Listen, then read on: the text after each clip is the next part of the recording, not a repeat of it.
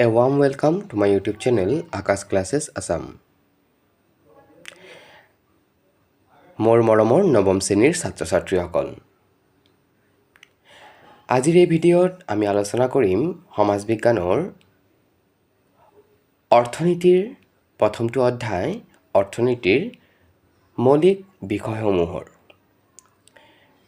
এই ভিডিঅ'ৰ জৰিয়তে তোমালোকে পাঠৰ ভিতৰত থকা প্ৰশ্ন কেইটামান আৰু তাৰ উত্তৰ পাবা। আশা কৰোঁ ভিডিঅ'টো তোমালোকে ভালেই পাবা। তেন্তে আহা আৰম্ভ কৰোঁ আজিৰ আমাৰ এই ভিডিঅ'। প্ৰথমটো প্ৰশ্নত সুধিছে অৰ্থবিজ্ঞান শব্দটো কোনটো ভাষাৰ কোনটো শব্দৰ পৰা অনা হৈছে? অৰ্থবিজ্ঞান শব্দটো গ্ৰীক শব্দ ঐকনমিয়াৰ পৰা অনা হৈছে।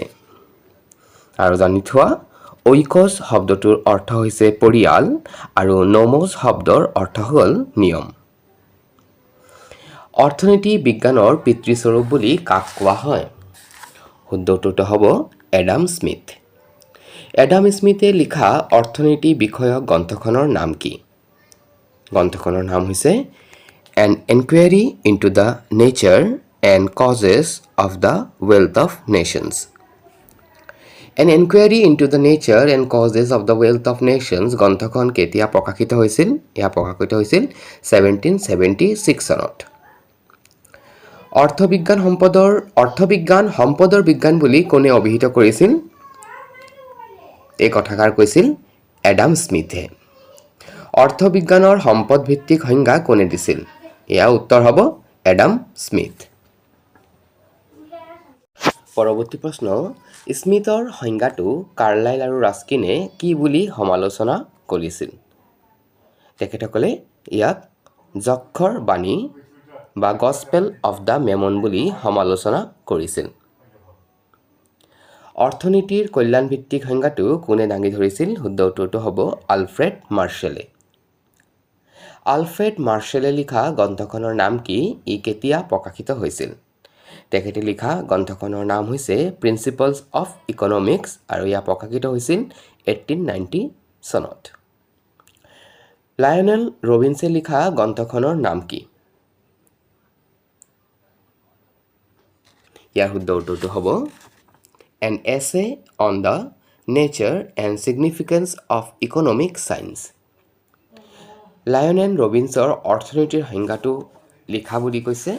ইয়াৰ অৰ্থনীতিৰ সংজ্ঞাটো হৈছে যি বিজ্ঞানে মানুহৰ আচৰণক মানুহৰ অপৰিসীম আশা আৰু ইয়াৰ বিপৰীতে বিকল্পভাৱে ব্যৱহাৰ কৰিবলগীয়া সীমিত সম্পদৰ মাজৰ সম্পৰ্ক হিচাপে অধ্যয়ন কৰে, সেয়ে অৰ্থনীতি। লায়নেল ৰবিনছৰ সংজ্ঞাটোত কোন তিনিটা মৌলিক ধাৰণাই গুৰুত্ব লাভ কৰিছে? যি তিনিটা মৌলিক ধাৰণাই লায়নেল ৰবিনছৰ সংজ্ঞাত গুৰুত্ব লাভ কৰিছে সেইকেইটা হ'ল: 1 নম্বৰ, মানুহৰ অভাৱ অসীম; 2 নম্বৰ, অভাৱ পূৰণৰ উপায় বা আহিলাসমূহ সীমিত; আৰু 3 নম্বৰ, সীমিত সম্পদসমূহ বিকল্প ব্যৱহাৰযোগ্য।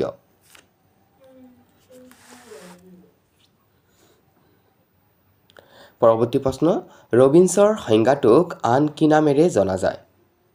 ৰবিনছৰ সংজ্ঞাটোক দুষ্প্ৰাপ্যতা বা নাটনিৰ সংজ্ঞা বুলিও জনা যায়। দুষ্প্ৰাপ্যতাৰ সংজ্ঞাৰ লগত দক্ষতা ধাৰণাটোক একেলগে কৰি অৰ্থনীতিৰ সংজ্ঞা কোনে আগবঢ়াইছিল? ইয়াৰ উত্তৰটো হ'ব ছেমুৱেলছন আৰু নৰ্ডহাছে। ভোগ বুলিলে কি বুজা? মানুহৰ অভাৱ দূৰ কৰাৰ কাৰ্যকলাপেই হৈছে ভোগ। পৰৱৰ্তী প্ৰশ্ন, উৎপাদন বুলিলে কি বুজা? উপযোগী সামগ্ৰী অথবা সেৱাৰ সৃষ্টিয়ে হৈছে উৎপাদন। উৎপাদনৰ 4টা উপাদান কি বুলি সোধা হৈছে? এইকেইটা হ'ব ভূমি, শ্ৰম, মূলধন আৰু সংগঠন। বৰ্তমানে অসমৰ কত প্ৰত্যক্ষ বিনিময় প্ৰথাৰ উদাহৰণ দেখিবলৈ পোৱা যায়? ইয়াৰ উত্তৰটো হ'ব মৰিগাঁও জিলাৰ জোনবিল মেলাত। পৰৱৰ্তী প্ৰশ্ন, কল্যাণকামী অৰ্থনীতিক জনপ্ৰিয় কৰি তোলা 3জন অৰ্থনীতিবিদৰ নাম লিখা। তো এই তিনিজন অৰ্থনীতিবিদ হৈছে অমৰ্ত্য সেন, হিক্স, এ.চি. পেগু। পৰৱৰ্তী প্ৰশ্ন, বস্তু বুলিলে কি বুজা? মানুহৰ অভাৱ পূৰণ কৰি সন্তুষ্ট প্ৰদান কৰিব পৰা সকলোবোৰ সামগ্ৰী আৰু সেৱা কাৰ্যকেই অৰ্থবিজ্ঞানত বস্তু বুলি কোৱা হয়। আৰ্থিক আৰু অনাৰ্থিক বস্তুৰ মাজত এটি পাৰ্থক্য লিখা। তো আৰ্থিক বস্তু যিবোৰ আছে সেই আৰ্থিক বস্তুবোৰ হৈছে কি সীমিত, কিন্তু অনাৰ্থিক বস্তুবোৰ অপৰিসীম। বস্তুৰ বিভিন্ন ভাগ কেইটা লিখা বা ভাগ কেইটা কি কি? তো বস্তুত প্ৰথমে দুটা ভাগত আমি ভাগ কৰিব পাৰি, এটা হৈছে ভৌতিক, আনটো হৈছে অভৌতিক। তো ভৌতিক বস্তু হৈছে যেনে চকী, মেজ, ঘৰ দুৱাৰ, যন্ত্ৰপাতি ইত্যাদি, আৰু অভৌতিক হৈছে শিক্ষক, চিকিৎসক, ৰাজনীতিবিদ, আৰক্ষী ইত্যাদি। আকৌ এই বস্তুসমূহক আমি মুক্ত আৰু আৰ্থিক বস্তু হিচাপেও ভাগ কৰিব পাৰি। মুক্ত বস্তুবোৰ হৈছে প্ৰকৃতিৰ দান, যেনে সূৰ্য, তাপ, বতাহ আদি, আৰু আৰ্থিক বস্তুবোৰ হৈছে কি বিজুলীৰ পোহৰ, খাদ্য, বস্ত্ৰ ইত্যাদি। বস্তুক আকৌ ভোগ্য বস্তু আৰু উৎপাদক বস্তু হিচাপেও ভাগ কৰিব পাৰি। ইয়াৰ পিছৰ প্ৰশ্নটোত হৈছে যে উপযোগিতা কি? উপযোগিতা হৈছে কোনো বস্তুৰ বা সেৱাৰ মানুহৰ অভাৱ পূৰণ কৰিব পৰা ক্ষমতা। সম্পদৰ 4টা বৈশিষ্ট্য বা গুণ উল্লেখ কৰা। ইয়াত চোৱা কুৱেশ্যন নম্বৰ 24টো সম্পদন হৈ আছে, এয়া হ'ব দন্ত্য নটো ৰ হ'ব দেই।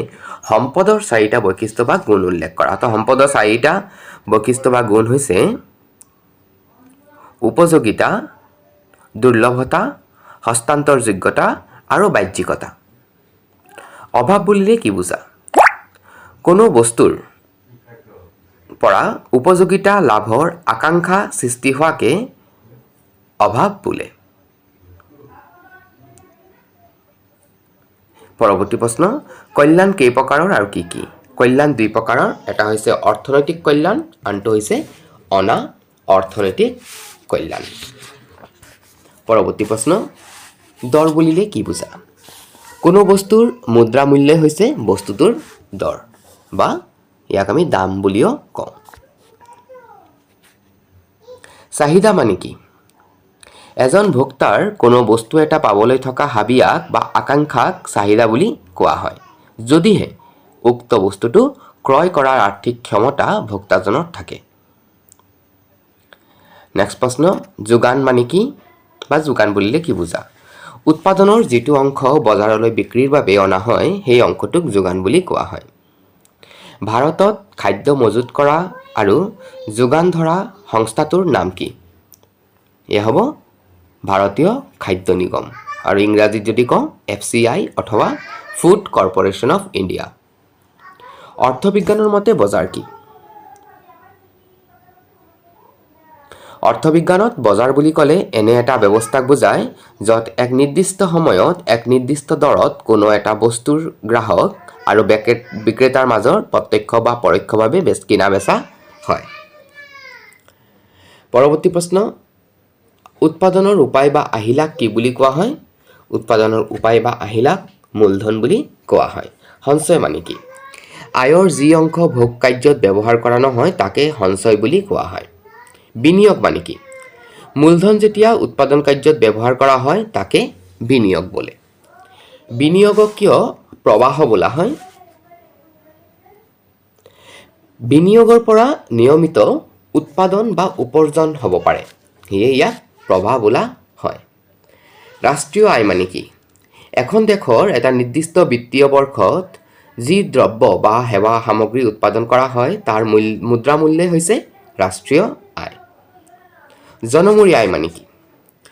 এখন দেশৰ মুঠ ৰাষ্ট্ৰীয় আয়ক দেশখনৰ জনসংখ্যাৰে ভাগ কৰিলে যি মান পোৱা যায় তাকে দেশখনৰ জনমূৰি আয় বুলি কোৱা হয়। পৰৱৰ্তী প্ৰশ্ন,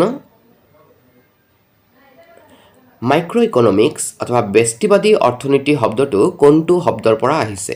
এই শব্দটো আহিছে গ্ৰীক শব্দ মিক্ৰছৰ পৰা। কেনেধৰণৰ অৰ্থনৈতিক আচৰণবোৰ ব্যষ্টিবাদী অৰ্থনীতি অৰ্থবিজ্ঞানৰ অন্তৰ্ভুক্ত? এইখিনি হৈছে এজন ভোক্তা, এজন উদ্যোক্তা বা এখন ঔদ্যোগিক প্ৰতিষ্ঠান, এখন বজাৰ, এজন ঋণদাতা, এজন সঞ্চয়কাৰীৰ অৰ্থনৈতিক আচৰণ। মেক্ৰ' ইকনমিক্স বা সমষ্টিবাদী অৰ্থনীতি শব্দটো কোন শব্দৰ পৰা আহিছে? এয়াও এটি গ্ৰীক শব্দ আৰু এয়া আহিছে মেক্ৰছ শব্দৰ পৰা। কোনবোৰ অধ্যয়ন সমষ্টিবাদী অৰ্থনীতিৰ অন্তৰ্গত? দেশ এখনৰ জনসংখ্যা,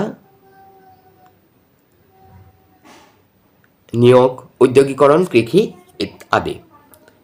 আৰু এই লেচনৰ আমাৰ অন্তিমটো প্ৰশ্ন সুধিছে ব্যষ্টিবাদী আৰু সমষ্টিবাদী অৰ্থনীতিৰ এটি পাৰ্থক্য উল্লেখ কৰা। ক'ব পাৰা যে ব্যষ্টিবাদী অৰ্থনীতি অধ্যয়ন হৈছে ব্যক্তিগত, কিন্তু সমষ্টিবাদী অৰ্থনীতিৰ অধ্যয়ন হৈছে সামূহিক। তেন্তে ছাত্ৰ ছাত্ৰীসকল, এয়াই আছিল আমাৰ অৰ্থনীতিৰ প্ৰথমটো অধ্যায়ৰ পাঠৰ ভিতৰত থকা প্ৰশ্ন উত্তৰসমূহ।